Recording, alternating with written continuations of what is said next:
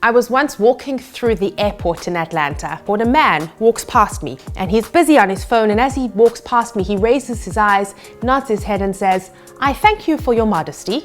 And I stopped in my tracks and I said, "What?" And once again, he turned back to me and he said, "You are dressed modestly. For that, I thank you." And I stood in stunned shock for a few moments until suddenly I realized what I wanted to do.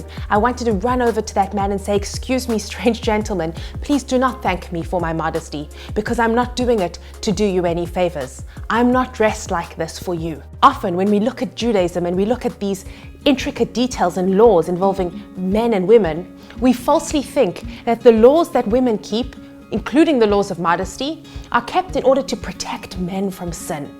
And that is false. In Judaism, we're actually on the same team. Men and women together, trying to create a society, an environment in which people look beyond their aesthetics and look to people for who they really are. In fact, the first two people to wear clothing were Adam and Eve. As they leave the Garden of Eden in a state of embarrassment at having sinned, God gives them clothes.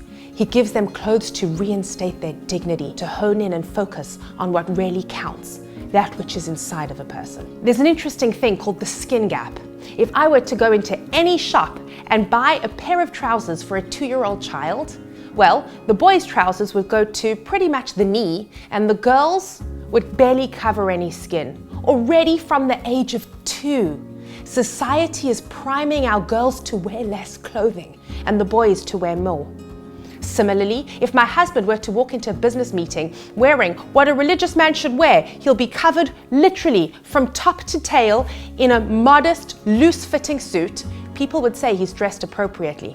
However, if I come dressed from tip to tail in a loose-fitting outfit, people would say, "I'm very religious."